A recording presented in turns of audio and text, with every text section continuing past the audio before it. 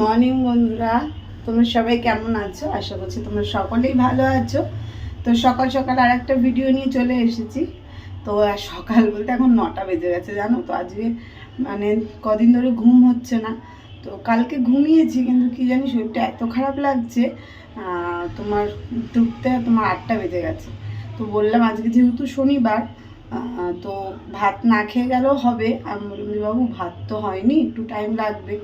তো বললাম ওকে 9টার মধ্যে দিতে হবে। এখন বাজে তোমার পুরো 9টা বাজেনি, ওই 15 মিনিট মতন বাকি। তো বললাম যে চিড়ে নিয়ে এসেছি, সকালে কি চিড়ে নিয়ে আসলাম। এই যে আলু পেঁয়াজও কাটা হয়ে গেছে, তো ভাবছি একটু চিড়ের পোলাও করে দেবো। তো তো দুটোর মধ্যে চলেই আসবে। তো এখন একটু চা বানিয়েছি, এই যে চা বানাচ্ছি। চাটা হয়ে গেলে চা বিস্কুট খেয়ে নেবো। আর হচ্ছে কি, ও স্নান করতে করতে আমি পোলাওটা করে দেবো।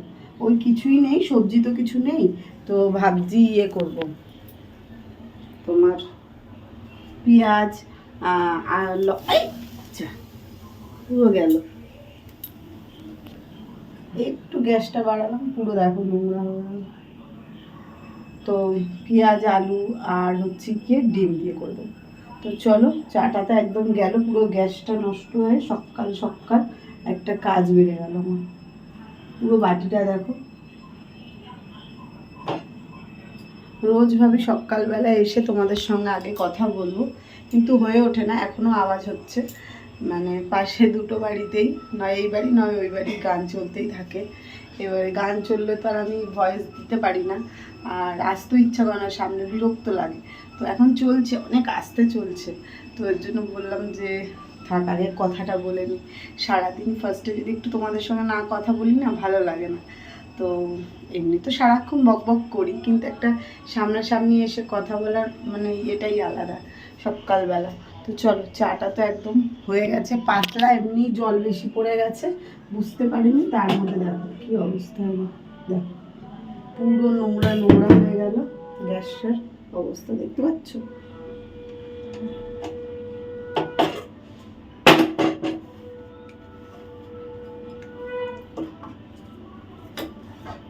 চলো, এই জায়গাটা পরিষ্কার করা যাবে না এখন, আগে চাটা খেয়ে নিই। চাটা খেয়ে তারপর এই জায়গাটা ভালোভাবে পরিষ্কার করে পোলাওটা বসাতে হবে। চলো, রেডি হয়ে গেছে। ওর খুব জোরে খিদে পেয়েছে।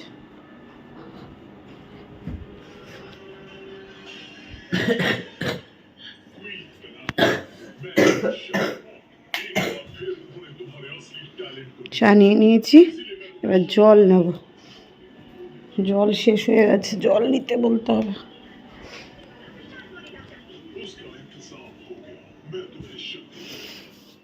চলো এবার চাটা খেয়ে নিই, ফ্যানটা চালাস। চলো, তো চলো চা খেয়ে ও স্নানে যাবে, আর আমি এদিকে ও টিফিনটা করে দেবো, খেয়ে চলে যাবে। তারপর আজকে আবার রেশনে যাওয়ার আছে, ও বেরিয়ে গেলে তারপর রেশনে যাবে।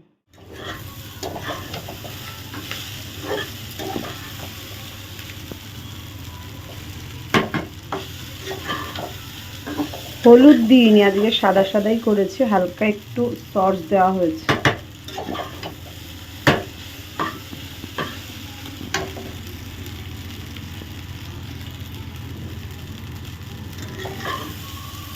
আর এই চিড়েটা বেশ ভালোও রয়েছে, গলেনি। আর একদিন চিড়ে আনিয়ে একেবারে গলে পাক হয়ে যায় ধোয়ার পরে। এই তো এটা খেয়ে চলে যাবে। আর তো চলে তো আসবে স্কুল থেকে, তো তখন রান্না করব, তখন ভাত খেয়ে নেবে।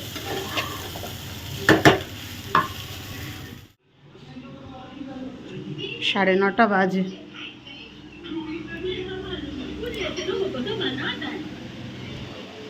হ্যাঁ,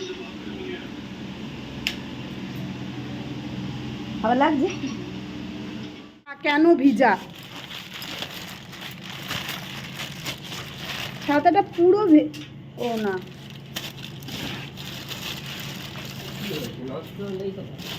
হ্যাঁ নষ্ট হলেই তো ভালো। ঠিক কি হয়েছে, দাঁড়া, আস্তে চালাস, বেরিয়েছিস তো লেটে।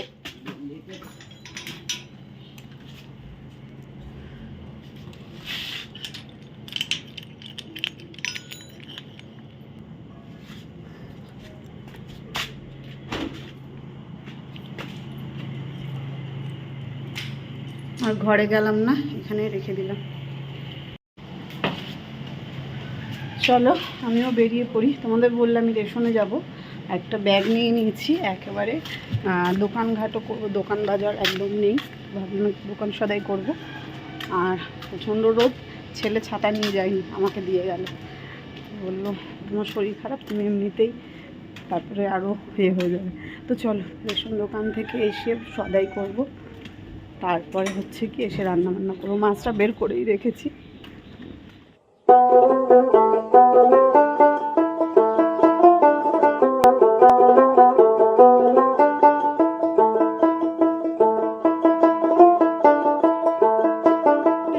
কচু শাক করে পাঠাতে হবে, ও রান্না করে, ও আমি গোটা, আমি এখন ওসব করি না।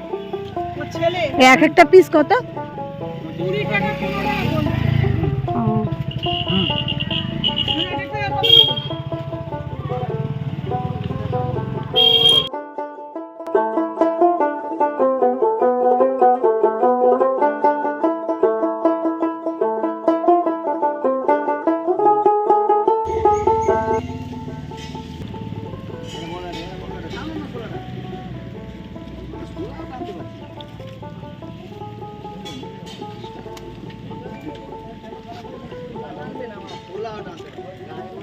নোংরা রে, নোংরা মাছ ধরতে সেই লাগে, আগে ধরতাম সেই ঝুড়িতে করে। হ্যাঁ, ছিপ দিয়ে শালিমারের পুকুরও মাছ ধরে। আর আমরা হোস্টেলে ছিলাম প্লাস্টিক দিয়ে, ঝুড়ি দিয়ে। যখন রাস্তায় জল জমে যেত, রাস্তায় মাছ কথায় কথায় অনেক কথা মনে পড়ে যায়। দুই বান্ধবী যখন এক জায়গায় মিলি আর যখন পুরনো কিছু দেখি, একদম পুরনো কথাগুলো মনে পড়ে যায়। যাই হোক, ও আর আমি গল্প করতে করতে আসছিলাম, ওর সঙ্গে আমার রাস্তায় দেখা হয়ে গেছিলো, তাই দুজনে মিলে আসছিলাম। এদিকে দেখো চাল কিনে নিয়ে এসেছি, আর হচ্ছে গিয়ে তোমার আগে তো রেশনের চালই খেতাম, যেহেতু মা এখন সেদ্ধ সেদ্ধ খাবার খায়, তো একদমই খেতে পারে না, তার জন্য ওই চালটা বিক্রি করে আমি এটা নিয়ে আসি। দোকান সদাই করে এনেছি, এদিকে এসে জোরে গান চলছে, তো এর জন্য আর তোমাদের ভয়েস দিতে পারলাম না। তো যাই হোক, এদিকে হচ্ছে গিয়ে চালটা আমি সোজাসুজি একদম বালতিতে ঢেলে রাখছি। আমি এই বালতিটায় রাখি, যেহেতু অল্প করে চাল আনা হয়। তো দেখি মায়ের শরীরটা ভালো হলে আবার এই চালটাই খাবো আমরা, কারণ চালটা খুব যে খারাপ দেয়, খাওয়া যায় না তা না, রেশনের চাল ভালোই দেয়, আমরা খেয়ে অভ্যস্ত হয়ে গেছি সেই লকডাউন থেকে। দেখো রেশনের চালেও থাকে কাঁকড়, আর এদিকে দেখো 50-60 টাকা কেজি চাল এনো, তার মধ্যে কাঁকড়। তো কী আর করা যাবে বলো, পয়সা দিয়ে কিনেও যদি আমাদের এরকম কাঁকড়ের চাল খেতে হয়, তার থেকে মনে হয় রেশনে বিনা পয়সার চালটা খাওয়াই অনেক বেটার। যাই হোক, এদিকে চালটাকে আমি ভালো করে ঢেলে নিচ্ছি, নিয়ে এখন রান্না বসাতে হবে। বেজে গেছে 12:30, এখনও কিছুই তো হয়নি। ওদিকে একটু লেট হয়ে গেছে, আর তার মধ্যে ওই যে মাছ তুলছিল ওখানে অনেকক্ষণ দাঁড়িয়েছিলাম, ওরা বলছে আছে মাছ, তো পূজা বলছিল তাহলে কিনবো। আসলে কি বলো তো, এইসব দৃশ্য তো আর আমরা এখানে দেখতে পাই না, তো দেখে একটু আনন্দিত হয়ে ওখানে অনেকক্ষণ দাঁড়িয়ে আছি। তো তারপরে বুঝলাম যে কাকুগুলো এমনি বলছিল, তারপরে একটা কাকু বলছে না না চলে যাও, এখন কোনো মাছ নেই এখানে। তো চলে এসছি। আর এইটা দেখো পটল কুচি কুচি করে কেটে নিয়েছি। সবজির মানে যা দাম, সেই তুলনায় এইটা ক টাকার বলো তো পটল? 2 টাকার পটল। এই দেখো এই দুটো মোটে পচা বেরিয়েছে, আর একটু আধটু কেটে বাদ দিতে হয়েছে। দেখো আমাদের একটা পচা কাকু আসে, মানে কি বলো তো, একটু খারাপ খারাপ সবজি নিয়ে আসে কিন্তু দামে কম। তো ওই কাকুর কাছ দিয়ে কাকু বলছিল 5 টাকা দে, আমি বললাম না 2 টাকা দেবো, বলে 2 টাকা দিয়ে এতগুলো পটল নিয়ে নিয়েছি। বলো ভাজা তো খাওয়াই যেতে পারে, একবেলার হয়ে যাবে। আর এদিকে ডাঁটা এনেছিল মা, সেই ডাঁটা দিয়ে হচ্ছে গিয়ে মাছের ঝোল করবো আলু দিয়ে। এদিকে দেখো 3টে টমেটোর দাম নিয়েছে 20 টাকা, ভাবা যায় কতটা সবজির দাম। যাই হোক তাড়াহুড়ো করছি, কারণ 12:30 বেজে গেছে, রান্না করতে হবে। আর এদিকে ছেলে চলে আসবে, আর এইদিকে একটুখানি কুমড়ো ছিল, কুমড়োটা খারাপ হয়ে যাচ্ছে বলে ভাতে দিয়ে দিলাম। এদিকে কড়ায় তেল দিয়ে দিয়েছি মাছ ভাজবো বলে, 3 পিস মাছ আছে, তো সেটাই ঝোল করব, আর তার মধ্যে 1 পিস ভাজাও রয়েছে। আর খাওয়া হয়নি, ছেলের জন্য ভেজে রেখেছিলাম কালকে, ছেলে খায়নি। মায়েরটা মা খেয়ে নিয়েছে রাতে, কিন্তু ছেলে খায়নি, তো ওটা দিয়েই ঝোল করে নেব, ওটা দিয়ে খাওয়া হয়ে যাবে। আর রাতের বেলা ছেলেকে দিয়েছিলাম ডিম ভেজে, তার জন্য মাছটা থেকে গেছে।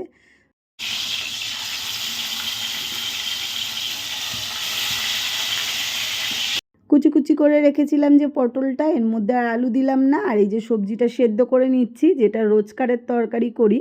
এই পটলটা দেখতে পাচ্ছ একটু তেল বেশি দিয়ে ভাজছি, কারণ এটা মাকে দেওয়া যাবে না তাই। তো চলো, এদিকে ভাতটাও মোটামুটি হয়ে এসছে, একটু দামি চাল তো ভাতটা বেশিক্ষণ লাগে না হতে, আর রেশনের চালে একটু টাইম লাগে। তো যাই হোক, এদিকে ভাতটা হয়ে যাবে, আর এদিকে তো বেশি কিছু না, ভাজাটা হয়ে গেলেই মানে হয়ে গেছে, মাছ করব ব্যাস হয়ে যাবে। তো চলো এইদিকে ফটাফট রান্নাগুলো আমি সেরে ফেলি, এদিকে ছেলেও চলে আসবে, অনেকটা তাড়াহুড়ো করছি। ও ছেলে হচ্ছে গিয়ে 2টোর মধ্যে ঢুকে যাবে। তো এদিকে রান্নাটা হয়ে গেলে নিশ্চিন্ত থাকবো যে না চলো রান্না হয়ে গেছে। আর এদিকে বাটা মাছগুলো অনেকই বড় বড়, আর বাটা মাছ খেতে খেতে পুরো একদম মুখে না শ্যাতলা পড়ে গেছে যেন। রান্না হয়ে গেছে, রান্না হয়ে যাওয়ার পরে তো একটা জিনিস আনতে গেছিল, দেখাই তোমাদের। এই তো দেখো, দেখেছো কত সুন্দর না? এইটা না জলের মধ্যে রাখলেই হয়ে যায়। ওই যে আমি বোতলটা কেটেছিলাম না, সেই বলেছিলাম বোতলের মধ্যে জল দিয়ে কোনো একটা গাছ লাগানো যাবে। তো এই গাছগুলো কাকিরা রেখেছি বোতল, মানে বোতল না, যাই হোক জলের মধ্যে রেখে দেয়। তো আমার তো আর সেরকম জায়গা নেই, তো ভাবলাম যে বোতলের মধ্যে রাখবো। তো ওই জায়গাটা তো করেছি, দাঁড়ো দেখাই। এই দেখো, এই জায়গাটা আমার ছেলে বিছানার ঝাঁটা রেখে দিয়েছে, তো এই জায়গাটাই আমি লাগাবো। তো এই গাছগুলো ভালো করে ধুয়ে নিয়েছি, এখনও রান্নার বাসন মাজা হয়নি, আমি আর পূজা মিলে গিয়ে নিয়ে আসলাম। এগুলো কি সুন্দর লাগছে না? ঘরে লাগালে খুব সুন্দর লাগে। তো চলো লাগিয়ে নি। এসে গেছে ম্যা, ও ম্যা। এই দেখ গাছ এনেছি, এগুলো করতে কারণ আরে সেই কি বলো নামটা, চুকুম আমাদের সাইড ঘরের পাশে ভর্তি হয়ে রয়েছে। পূজা মিমিকে বললাম, মিমি বলে চল আনতে যাবো, তাই পূজা মিমিও নিল, আমিও নিলাম। বাহ, ভালো কাজ করেছো তোমরা। ধর ফোনটা, কোনটায় লাগাবে? হ্যাঁ কোথায়? ওখানটায়? হ্যাঁ। ওখানটা তো হেলান ফেলান দিই আমরা। তো কি হয়েছে? ওই জায়গাটা আমি ঝাঁটা ঝুলিয়ে দিয়েছি। আমি দেখলাম তো তুই ঝাঁটা ঝুলিয়েছিস।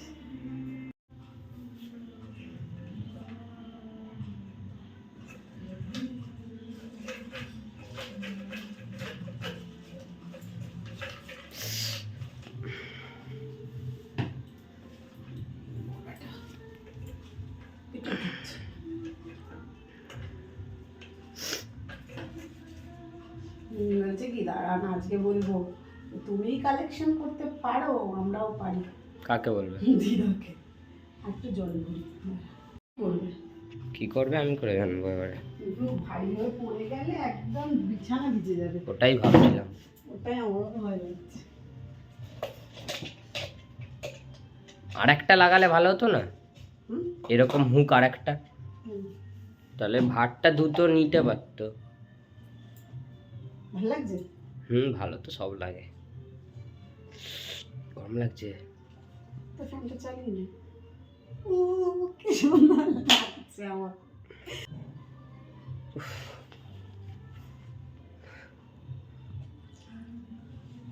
লাগিয়ে তো দিয়েছি, কিন্তু যদি জলটা পড়ে যায়।